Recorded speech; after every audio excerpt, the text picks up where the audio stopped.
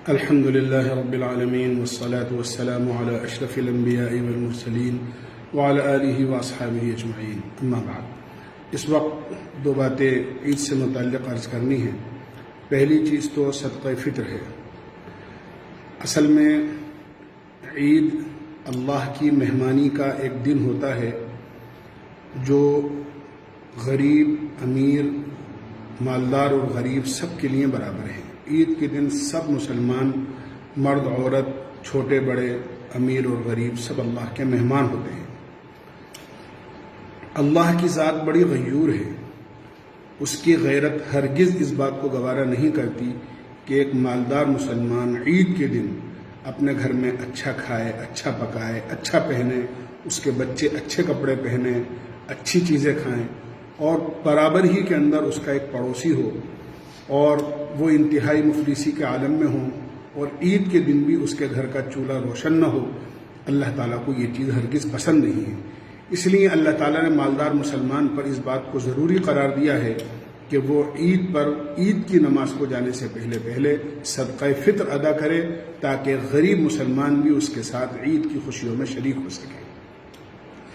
صدقہ فطر جو واجب ہوتا ہے ہر بالغ مسلمان مرد عورت پر ہوتا ہے جو اپنی ضروریات اصلیہ کے سامان سے زائد کسی ایسی چیز کا مالک ہو جس کی قیمت 52.5 تولہ چاندی کے برابر ہو، چاہے وہ سونے چاندی کی شکل میں ہو، چاہے وہ روپے پیسے کی شکل میں ہو، چاہے وہ مال تجارت کی شکل میں ہو یا کسی اور چیز کی شکل میں ہو، لیکن ذاتی ضروریات کے سامان کے علاوہ ہو. ذاتی ضروریات مثلا رہنے کا مکان ہے، چلنے پھرنے کی اس کی سواری ہے، اس کا فرنیچر ہے، کھانے پینے کے اس کے برتن ہیں، اسی طرح اس کے کام کے اوزار ہیں. یہ سب اس کی ذاتی ضروریات میں سے ہیں.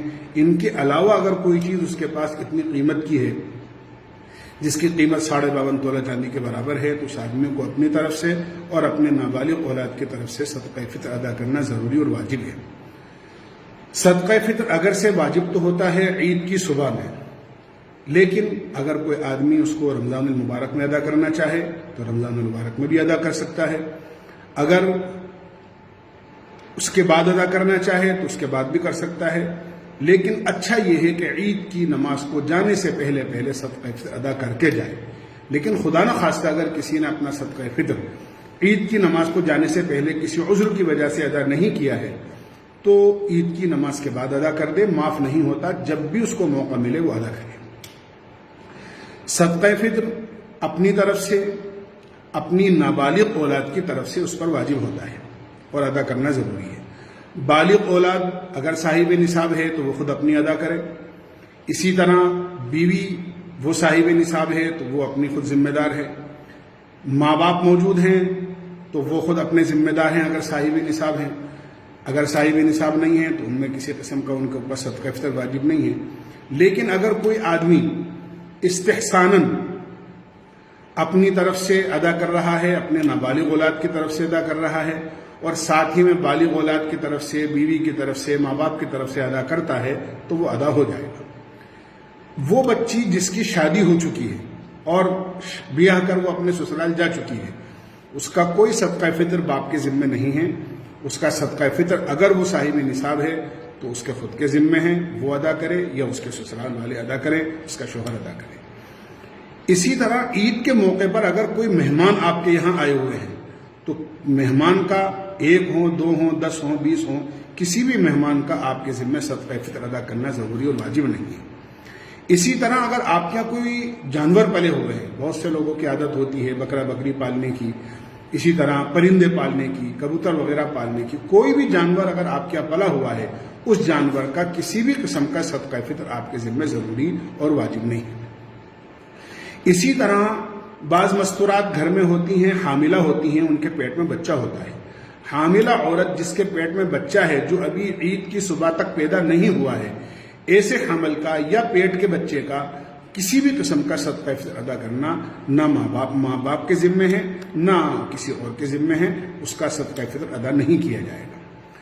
صدقہ فطر کی جو مقدار ہے وہ 1 سا جو یا آدھا سا گیہوں اللہ کے نبی کے زمانے میں کھجور سے بھی ادا کیا جاتا تھا، کشمش سے بھی ادا کیا جاتا تھا، پنیر سے بھی ادا کیا جاتا تھا، جو سے بھی ادا کیا جاتا تھا. آپ نے نصاب سب متعین کی ہیں. ہمارے زمانے میں چونکہ عام طور سے ہم لوگ گیہوں استعمال کرتے ہیں، گیہوں کھاتے ہیں، آدھا سا گیہوں کا جو وزن بنتا ہے وہ 1.25 سیر گیہوں بنتے ہیں. یعنی آج کے موجودہ وزن کے اعتبار سے تقریباً 1 کلو 600 گرام اناج اس کا بنتا ہے اور گیہوں بنتا ہے. موجودہ جو بھاؤ ہے اناج کا اور گیہوں کا، اس سلسلے میں مشورے سے جو اس کی قیمت طے کی گئی ہے اس سال صدقہ فطر کی، وہ ایک آدمی کی طرف سے 45 روپے طے کیے گئے ہیں. چاہے بڑے کی طرف سے ادا کیے جائیں، چاہے بچے کی طرف سے ادا کیے جائیں، ایک آدمی کی طرف سے 45 روپے ادا کیے جائیں گے. صدقہ فطر جہاں بھی آدمی ہو، ہندوستان میں ہے تو یہاں کے حساب سے اس کو دینا ہوگا. اگر وہ حج کرنے عمرہ کرنے گیا ہوا ہے تو وہاں کے اعتبار سے اس کو دینا پڑے گا. جہاں بھی آدمی موجود ہے اور وہاں اس پر صدقہ فطر واجب ہوا ہے، وہیں کے حساب سے اس کو دینا ہوگا. صدقہ فطر ہر اس مسلمان کو دیا جا سکتا ہے جو زکوٰۃ کا مستحق ہوتا ہے. غیر مسلم کو نہیں دینا چاہیے صدقہ فطر، یا اسی طرح کوئی بھی صدقہ زکوٰۃ وغیرہ اس کو نہیں دینی چاہیے. اگر غیر مسلم غریب ہے تو اس کی مدد کرنی چاہیے کھانے پینے کی ہر لحاظ سے، لیکن زکوٰۃ یا فطرہ اس کو نہیں دے سکتے. ہر غریب مسلمان کو صدقہ دے سکتے ہیں، صدقہ فطر دے سکتے ہیں. کئی لوگوں کا صدقہ فطر ملا کر ایک آدمی کو بھی دیا جا سکتا ہے، یا ایک صدقہ فطر جو 45 روپے ہے وہ متفرق غریبوں کو بھی دیا جا سکتا ہے.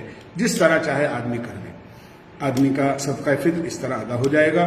صدقہ فطر سے متعلق یہ ضروری باتیں تھیں جو میں نے آپ کے سامنے عرض کی ہیں، ہمیں اس کا دھیان رکھنا ہے.